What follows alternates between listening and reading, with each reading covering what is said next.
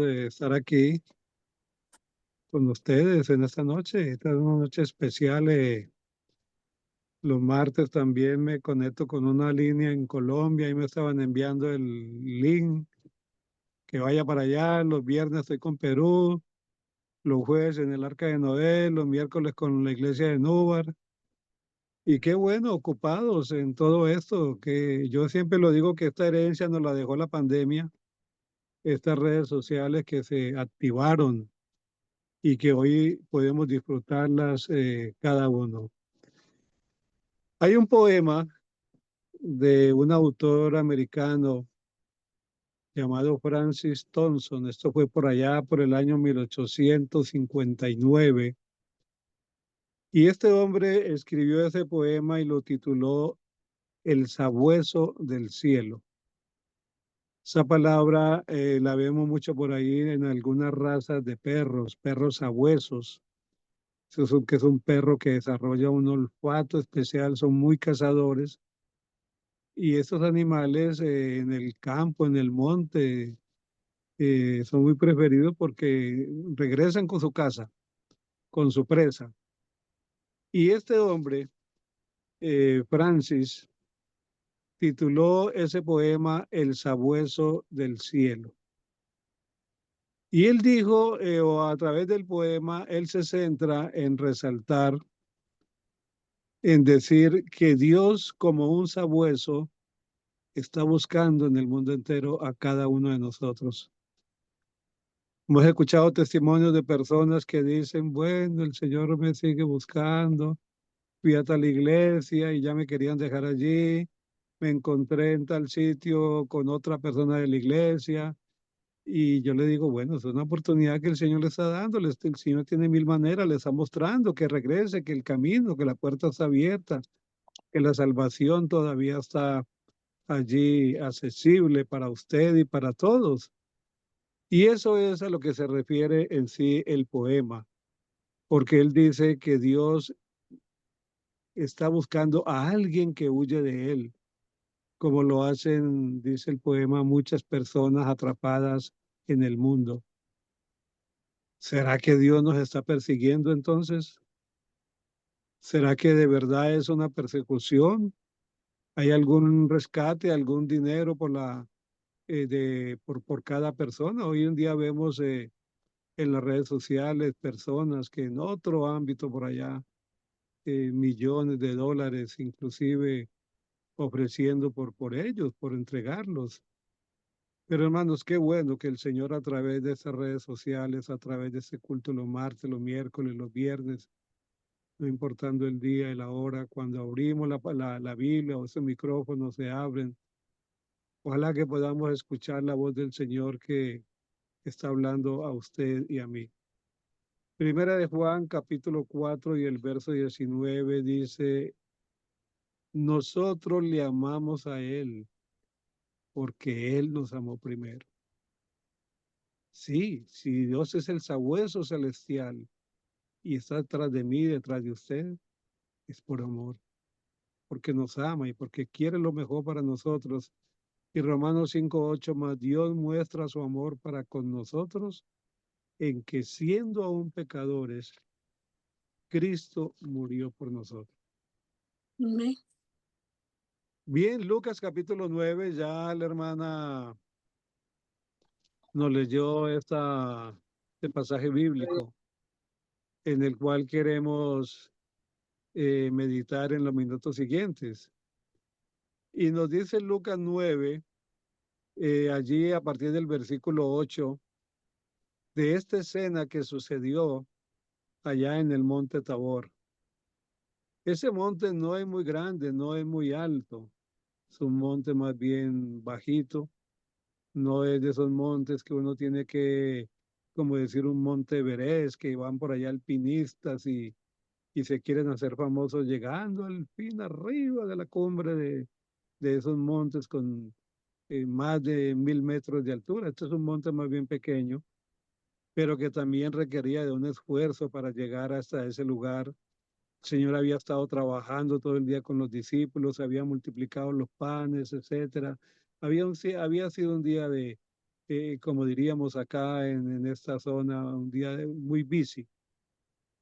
Pero dice que después de Jesús anunciar su muerte, llamó a tres de los discípulos para que fueran testigos de una de las escenas más impresionantes que sus ojos hayan podido contemplar alguna vez.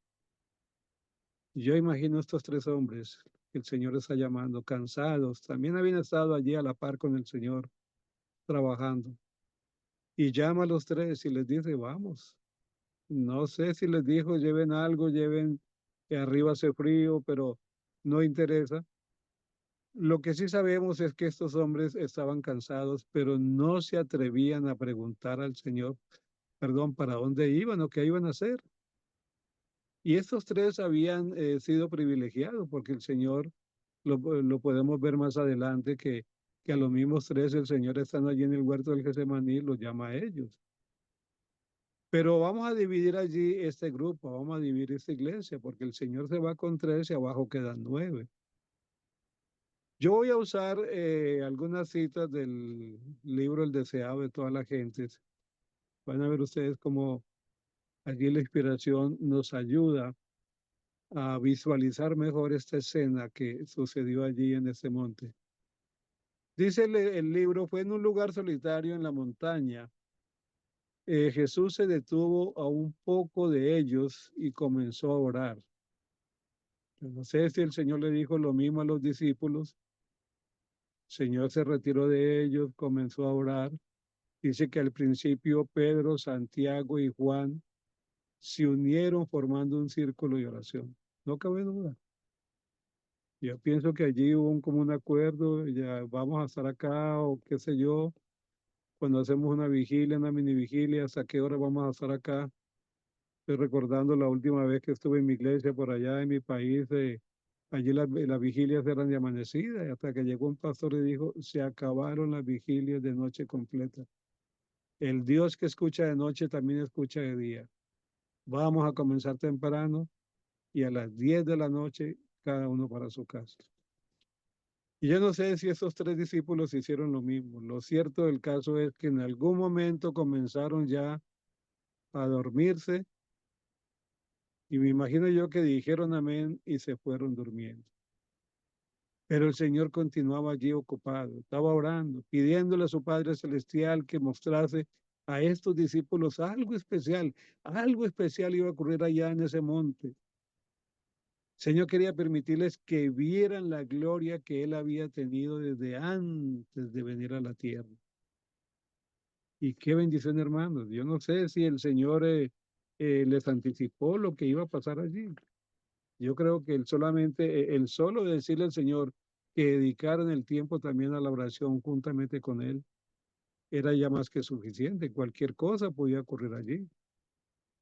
Pero eso me da a entender, hermano, de que estos hombres eran humanos, estaban cansados, el sueño.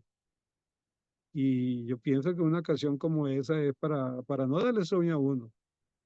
A veces no se va a esos programas de iglesia, pero programazos, si uno quisiera que eso siguiese. ¿Y cuántos quieren? Y no, no, nadie quiere terminar, seguir allí disfrutando de ese momento. Y eso era lo que el Señor esperaba que esos tres hombres llamados con Él entonces disfrutaran allí.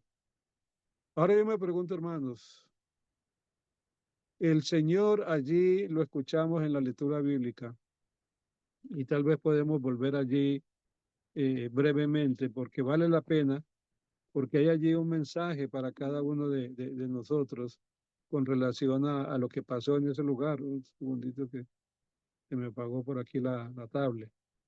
Dice, y entre tanto que oraba perdón, el 28, aconteció que como 8 días después de esas palabras, que tomó a Pedro, a Juan y a Jacobo y subió al monte a orar, y entre tanto que oraba, la apariencia de su rostro se hizo otra, y su vestido blanco y resplandeciente. El verso 30, al que me interesa, hermanos. Y aquí dos varones que hablaban con él, los cuales eran Moisés y Elías. Uno pudiera imaginarse que en ese monte iban a haber ángeles, que tal vez los ángeles iban a estar allí, acompañando a su comandante en jefe, ahí rodeado de ángeles mientras el Señor oraba. pero fueron Moisés y Elías los que aparecieron. Y me gusta el verso 31 porque dice quienes aparecieron rodeados de gloria y hablaban de su partida que iba Jesús a cumplir en Jerusalén. Otro pasaje, eh, libro de la Biblia, de los evangelios, que habla también de este momento de la transfiguración, dice que, sí, dice sencillamente que Moisés y Elías hablaban con Jesús. Lucas nos está diciendo de qué hablaban. Dice, hablaban de su partida que iba Jesús a cumplir en Jerusalén. Pero el deseado de toda la gente va un poquito más allá. Y si usted tiene este libro en su casa, hermanos, disfrútenlo. Estaba escuchando en estos días a un predicador por allá de México y él decía que en el librito el deseado, no, ese no es un librito. Eso es una belleza de libro, el mejor libro, la mejor biografía de nuestro Señor Jesucristo. Ahora la pregunta, ¿qué hacía allí Moisés? ¿Qué hacía allí Elías? ¿Cuántos privilegios tuvo este hombre, Moisés? Terminamos la semana pasada el estudio del folleto de escuela sabática y cómo este hombre finalmente allí, el Señor le dice, sube a la cumbre del Pisga y muérete. Y el Señor le dijo, no vas a entrar a la tierra prometida. Y él murió, pero más adelante vemos por allí que el Señor le resucitó y que este hombre entonces fue llevado al cielo. Y ahora estaba allí Moisés y estaba también Elías, este hombre que había rogado por Israel, Moisés, en esos 32, cuando le dice, Señor, ráeme a mí, quítame a mí, pero perdónele a ese pueblo. ¿Qué tenía que ver Moisés en ese momento allá en la transfiguración, en la montaña, en el monte Tabor? ¿Qué tenía que ver?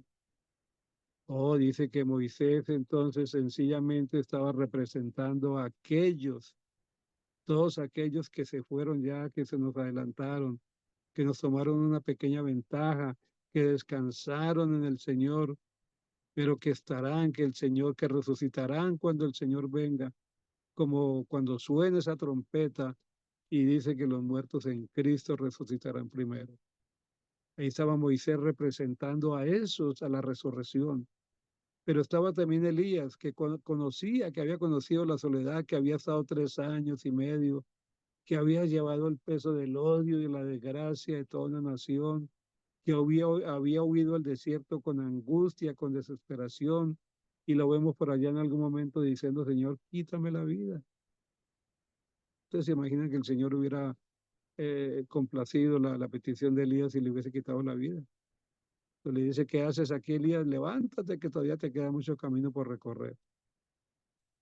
Pues dice el deseo de toda la gente es que el tema que hablaban allí los tres era la esperanza del mundo y la salvación de todo ser humano. Es decir, que en ese tema estábamos incluidos tú y yo. El Señor estaba hablando. Y yo no sé si, como cuando se va a hacer una campaña evangelística y se están nombrando las comisiones y viene el predicador o hay 3 predicadores, 3 candidatos y estamos decidiendo cuál de ellos. Y después de que ya está el predicador, entonces viene la parte siguiente, cuáles serían los temas y todo ese andamiaje que tiene que ver. Pero no, allí estaban los tres hablando de la esperanza del mundo y ya la esperanza estaba hecha, estaba allí, nuestro Señor Jesucristo. Ahora la salvación de todo ser humano, porque aunque San Juan 3:16 dice que amó Dios al mundo, pero sabemos que solamente para aquel que en él cree será la salvación. Pero esa puerta no está cerrada, esa puerta está abierta, esos brazos están abiertos y el Señor está esperando entonces que usted y yo renovemos cada día nuestro compromiso con Él. Que aquellos que todavía están allí, como la ilustración de como la introducción, huyéndole al Señor, aplazando la decisión, estamos terminando este año, ¿qué nos falta? ¿Qué nos queda? ¿Qué nos impide? Iglesia de Nubes va a tener ahora el 1 de noviembre el fin de la campaña, la última campaña de este año, la campaña de otoño que llamamos acá en este lado y estamos ya trabajando y orando para que haya una buena cantidad de bautismos para ese día y que no haya nadie, que los que tenemos por allí todavía en el valle de la indecisión puedan tomar esa decisión entonces importante. ¿Por qué? Porque ese es el plan de Dios, es el tema de Dios, ese era el tema de estos tres hombres, la salvación de todo ser humano. Deseado toda la gente dice entonces que la oración del Señor, cuando Él está allí orando, dice su oración es oída. Mientras está postrado humildemente sobre el suelo pedregoso, los cielos se abren de repente. Las áureas puertas de la ciudad de Dios quedan abiertas de par en par y una irradiación santa desciende sobre el monte, rodeando la figura del Salvador. ¿Cómo sería ese espectáculo? Algo parecido a lo que sucedió en las montañas de Judea, allá en Belén, esa noche cuando los ángeles anunciaban, cuando las estrellas alumbraban más y anunciaban el nacimiento del Salvador. Pero esta vez dice que las puertas de la ciudad de Dios quedan abiertas de par en par y una irradiación santa desciende sobre el monte, rodeando la figura del Salvador. Y esto me gusta porque dice su divinidad interna refulge a través de la humanidad. Él está en el centro. Y es allí donde los discípulos lo ven, con una radiación especial, por eso se llama el monte de la transfiguración, el Señor se transfiguró. Dice que ahora la divinidad refulge a través de la humanidad y va al encuentro de la gloria que viene de lo alto. Pero ahí no es todo, porque dice que su rostro brilla como, ahora como el sol y sus vestiduras son blancas como la luz. Creo que Mateo el que dice que sus vestidos son más blancos que cualquier laundry o dry cleaner acá, o mejor que no hay jabón que se hubiese usado en ninguna parte para que hubiese dado un color y un brillo, ¿cierto? Esas vestiduras que en ese momento eh, tenía el Señor en la transfiguración. Los discípulos entonces dice, despertándose, contemplan los raudales de gloria que iluminan el monte con temor y asombro, miran el cuerpo radiante de su maestro, y esto es importante, dice, y al ser habilitados para soportar la luz maravillosa, de otra manera no hubiera sido posible. Ver a Elías y ver a Moisés, sí, pero ver al Señor en esa forma, como lo está describiendo acá el deseado de todas las gentes, dice que solamente si fue, por eso fueron habilitados para soportar la luz maravillosa. Ven que Jesús entonces no está solo, y lo hemos dicho, están allí con estos dos hombres. Mis hermanos, yo creo que visualizar ese momento todavía uno se queda corto. Tratar de visualizar esa escena. Dice que Elías cuando se acercaba al fin del ministerio, al fin del ministerio de Cristo en la tierra, entonces ahora tiene ocasión de estar con Moisés al lado del Salvador. Y es allí donde dice el deseado que dice que ellos dos, dice que los discípulos, estos tres discípulos, vieron en miniatura la representación del reino de los redimidos. Es decir, que ellos están viendo allí en el monte en ese momento la segunda venida en miniatura.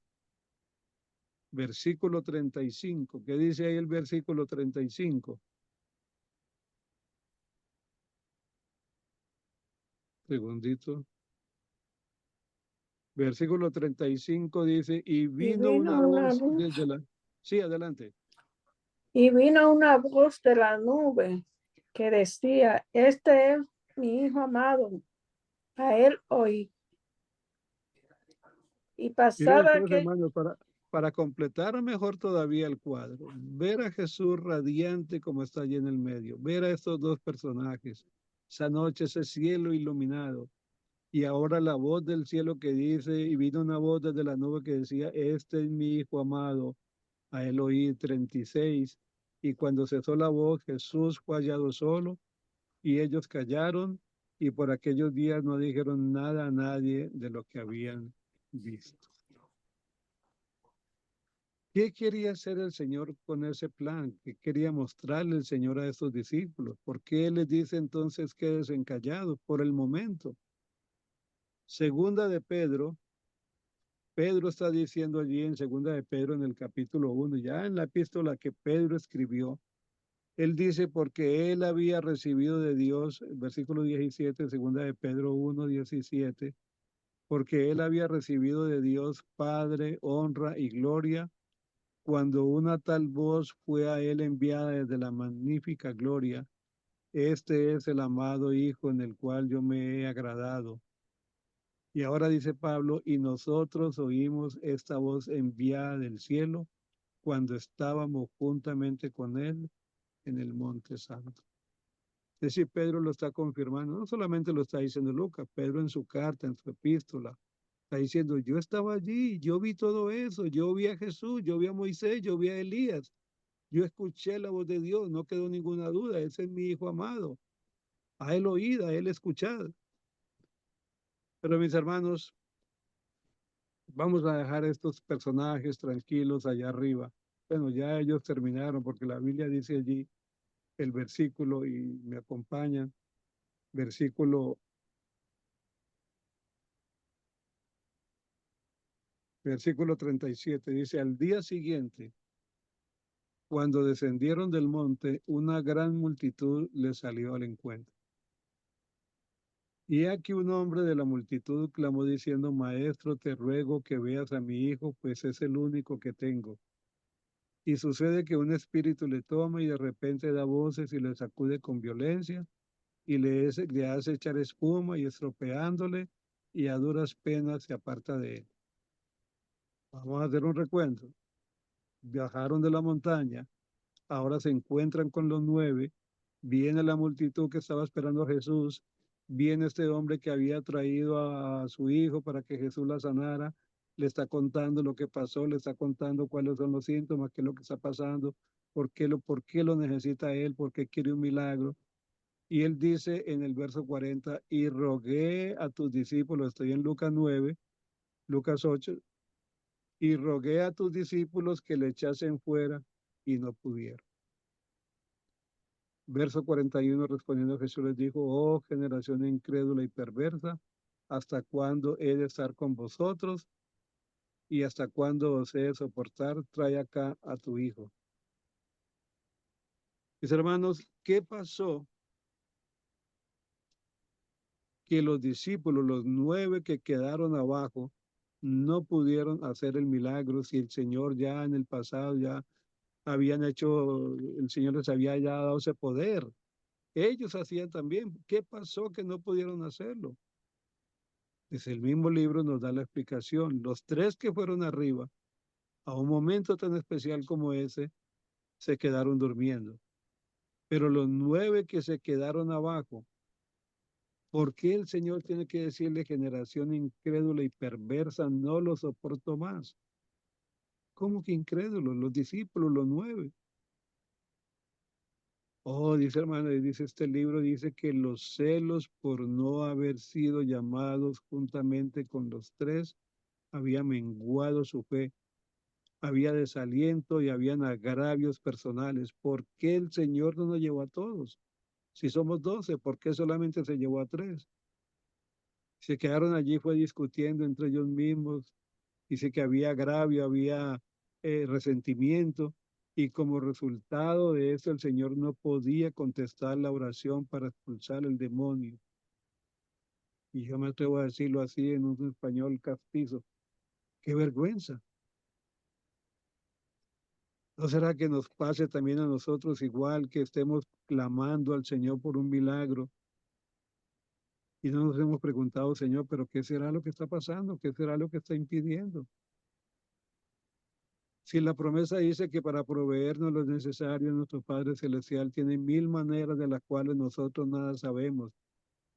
Pero el Señor está diciendo que el asunto supremo, hacer de Dios el asunto supremo de nuestra vida, es el único requisito para que el Señor pueda contestar cada una de las peticiones. Yo no quiero pensarme que el Señor estaba de verdad enojado con ellos, generación incrédula, perversa, no lo soporto. No, yo sé que igual que, como dice la pluma inspirada, cuando el Señor reprendía, habían lágrimas en su voz. Y por eso estos hombres no pudieron. Y que quiero terminar ahí leyendo esos versículos 42. Y mientras se acercaba el muchacho, el demonio le derribó y le sacudió con violencia. Pero Jesús reprendió al espíritu inmundo y sanó al muchacho y se lo devolvió a su padre. Verso 43. Y todos se admiraban de la grandeza de Dios y maravillándose todos de todas las cosas que hacía, dijo a sus discípulos, en esta versión, haced que os penetre bien en los oídos estas palabras, porque acontecerá que el Hijo del Hombre será entregado en manos de hombres, mas ellos no entendían estas palabras, pues les estaban veladas para que no las entendiesen y temían preguntarle sobre estas palabras. Hermanos, esa fue la universidad de los discípulos. Discípulos no se graduaron con honores. Señor, hasta el último momento, y podemos verlo ahí después del Getsemaní, todos salieron corriendo. El mismo Pedro que había prometido allí serle fiel al Señor hasta el último día. Yo le pregunto, hermanos, ¿estamos nosotros preparados? ¿Dónde le gustaría estar a usted? ¿En el grupo de los 3 o en el grupo de los 9? Pasaría si en algún momento el Señor nos quiere utilizar. Y si es arriba y nos acostamos a dormir y si es abajo nos quedamos peleando. Mm. ¿Te gusta esta cita? Esta cita que dice que la iglesia del Señor, dice, deberíamos recordar que la iglesia, aunque débil y defectuosa, eso somos nosotros, la iglesia, no importa su iglesia allá donde usted está, en términos generales. No la iglesia de estos 12, de los 9 abajo y los 3 de arriba, no. Cualquier iglesia. Y me gusta la cita porque dice, deberíamos recordar que la iglesia, aunque débil y defectuosa, constituye el único objeto en la tierra al cual Cristo otorga su consideración suprema. Él la observa constantemente lleno de solicitud por ella y la fortalece mediante su Espíritu Santo. Y yo sé que usted y yo necesitamos cada día, cada vez que vamos a un hospital a visitar a alguien, le oramos, Señor, dame palabras para esa persona. Al orar, cuando estamos orando y la persona espera ver allí que esa oración sea contestada, que el Señor pueda obrar maravillosamente y dejamos todo en la voluntad de las manos divinas, ¿cierto? Mire usted que por un sencillo agravio allí, no un malentendido, por un momento de discordia, porque el Señor no se los llevó a todos a la montaña, vienen los enfermos y el Señor y no puede haber un milagro.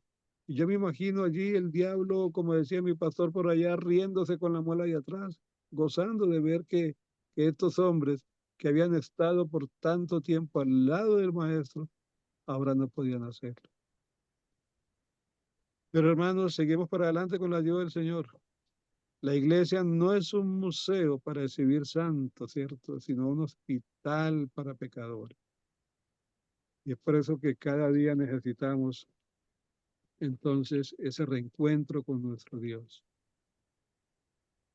Estamos orando por cada una de esas peticiones en todas las iglesias, en líneas de oración donde yo estoy por allí, hay cantidad, pedidos grandes de oración.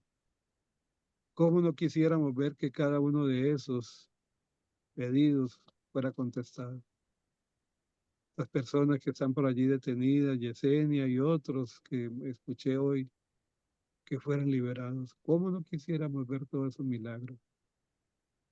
Esa es la pregunta para el Señor en esta noche, Señor, ¿qué impide? ¿Qué está impidiendo? Y no por eso dejamos de seguir orando por ellos. Que el Señor nos bendiga, apreciados hermanos, que el Señor nos ayude para que estos pasajes de la Biblia, estas lecciones, son para usted y para mí. Podamos llevarlos a nuestro corazón, meditar en ellas y formar parte de ese grupo, decirle, Señor, yo quisiera estar allí, pero ¿de qué manera? De la mejor manera, ¿cierto?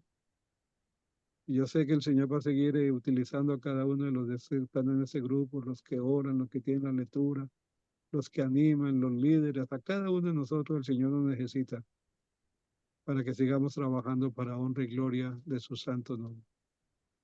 Que Dios nos bendiga, hermanos. Amén. Vamos a terminar con una oración. Por favor. Eterno Padre que estás en el reino de los cielos, Señor, te damos las gracias por tu palabra. Te damos las gracias por nuestro Señor Jesucristo. Gracias, Padre, por todos estos incidentes que menciona la Biblia. Gracias, Padre, porque la enseñanza está escrita allí para nosotros. Como dice tu palabra, hablando de lo que pasó en el pueblo de Israel, en otro contexto, cosas que sucedieron, que son un ejemplo para nosotros, para que no cometamos los mismos errores. Pero, Señor, queremos ser fieles, mantenernos de tu lado. Sigue utilizando la hermana Rosa acá al dirigir este grupo, cada uno de los hermanos en distintos lugares donde están. Y Padre, cada una de las peticiones que están allí, seguimos orando los unos por los otros. Que no vaya a ser, Padre, como los discípulos cuando oraban por ese muchacho y no pudieron. Que si es tu voluntad, Señor, y tú permites que a través de la oración podamos ver los resultados, solamente la honra y la gloria sean para tu santo nombre. Pero dejamos todas estas peticiones delante de ti. Bendícenos, Señor, en esta noche. Y gracias, Padre, por tu palabra y gracias por esta línea de oración. En el nombre de Jesús. Amén. Amén.